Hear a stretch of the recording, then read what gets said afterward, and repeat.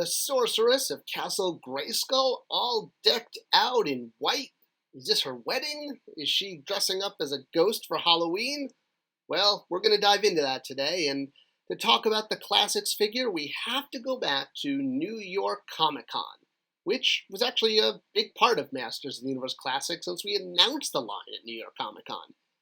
Slowly becoming a equivalent to San Diego Comic Con over the years, but the East Coast version, New York Comic Con absolutely was growing in size and scope exponentially, and it was attracting more top-tier companies, which meant that doing exclusives for the show was becoming more of a standard than it was. Now, while the show was a vehicle for Mattel to reveal new characters for the Classics line, as well as pretty much all of the stuff we were doing on Matty Collector, it was also a way to do some really neat one-offs. And the first time we did this was with Faker, where we created a giant statue of Faker that was actually going to eventually get repainted as He-Man, and we were able to release our first Faker figure for MOTUC Classics. Now, the big part of this was because he was an easy repaint. Faker's kind of had this fate for so many years. He did the same thing in the 2000X line, where he tends to be an easy repaint of an existing tool and winds up being an exclusive or a mail-away figure. Well, we wanted to try to at least make it bigger than that, and that is a big part of why we brought the statue out, was to kind of give a photo op and a way for fans to really engage with the brand beyond just looking at figures in glass cases. Although it was great to be able to show this off too, and definitely help publicize MattyCollector.com. But anyway, the point being is that New York Comic Con, as it grew, became a great place to do exclusives, but we didn't really have the budget for this. Part of it was because so much was going into the annual subscription at this point, and if we were going to support another exclusive for another show, it meant we had to start getting really creative. And to do this, we took two approaches.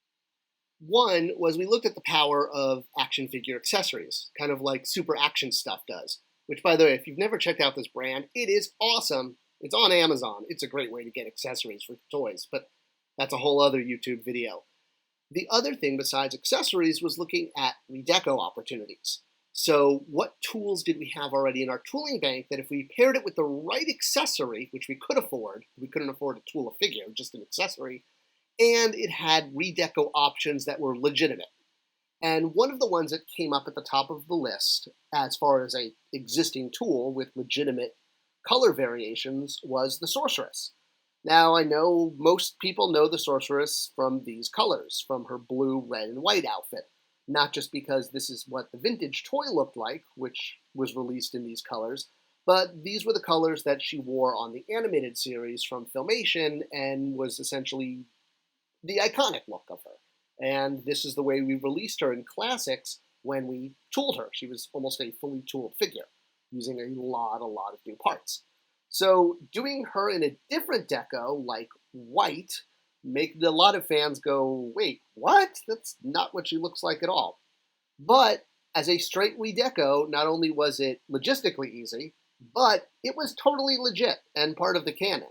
So let's kind of go into that a little bit about why we chose to do the Sorceress in an all-white deco. And for part of that, we actually have to go all the way back to Teela. And I've told this story a little bit before in some other videos, but to recap, Teela is called the Warrior Goddess on package. It's because when she was released in the vintage line, she was meant to represent two completely different characters. One was the Goddess, which was the character wearing the armor. Think of it like a head swap, but instead of a head, it was just an armor swap. And then the Warrior, which became Teela, named after an elephant, yep, it's true, was a different character. And to differentiate this in the mini-comics, they colored the Goddess green, and that's why a lot of fans called her the Green Goddess. It was really just to help kids understand that these were two different characters. Now, we never got a Goddess figure or Teela repainted in green colors in the vintage line, which actually might have helped fans realize these were supposed to be two different characters. But there have been some creative solutions and customs over the years, and of course Classics did it by actually doing that, redecorating Teela in green and releasing her as the Goddess, which was really cool. It was the first time that was done, and that's been picked up actually by quite a few companies because, again, easy repaint. She's even coming out in Origins. Again, you have the tool, might as well redeco it if it's legit. So when when Tila and the Sorceress would appear in a lot of the early mini comics and regular size comics, the Sorceress was shown with that snake armor, and sometimes you would be referred to the goddess, but eventually really just became the Sorceress, and that was her go-to name. And in later mini comics, she was shown in her full colors in the Falcon outfit. But this white outfit is also something that popped up in the mini comics, and it's kind of a little odd. It's from one particular mini comic, not the Temple de Tenebres, not the Templo de Teneblas. There we go, the Temple of Darkness. Okay, well, those were the foreign language versions. So in Temple of Darkness, the mini comic, she is in white, both on the cover and inside on all the internal pages.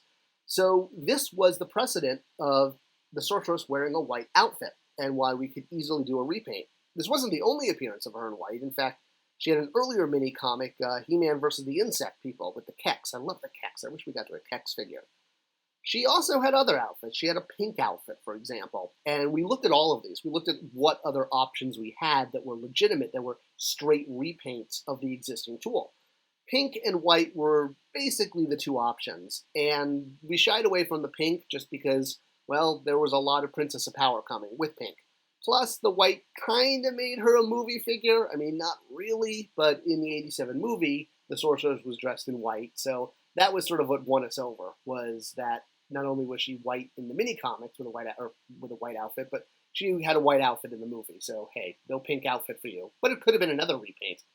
So while most fans, knew her bird outfit from Filmation with the bright orange and bright blue colors, and there were plenty of toys of her in this outfit, both before and after we did the White Sorceress, or what became Temple of Darkness Sorceress, named after the mini comic. Well, this was the very first time that a figure was ever done of the Sorceress in this color scheme as an action figure. And since it came from Temple of Darkness, the mini comic, that's what we named her, the Temple of Darkness Sorceress. Now, of course, she could have been, He-Man versus the Insect People Sorceress, or, other things. I think the Obelisk of Doom, maybe misremembering, but she also wore white in that one too. But hey, we went with Temple of Darkness. What can I say? She was on the cover of that one in white.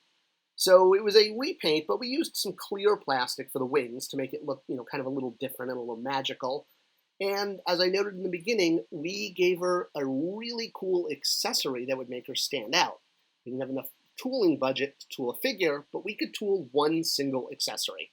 So what we did was we combined this concept with what we did with the King Grayskull re-release, who we also felt needed a special accessory since he was also a straight re-release and a repaint. I don't like to do repaints that much, and if we do them, I want to make sure they're fully loaded with something new and cool. And in this case, King Grayskull came with both halves of the Power Sword and a Power Orb. So the Power Orb, and it shows up in lots of the content, 2000X Revelations, it's where all the power comes from, and the half translucent sword was showing the energy flowing from the sword to this orb. Now this orb was a purchase part, meaning we didn't tool it, we just bought it, because you can buy parts too, especially if it's just a generic marble, more or less. But the problem was a lot of fans who had this Power Orb, this marble from King Grayskull, well, it tended to roll off their desks. There was no place to put it. Eventually, we did an orb holder that came with Castle Grayskull, but that was still a few years off. And that meant that people needed a place to stick their orb.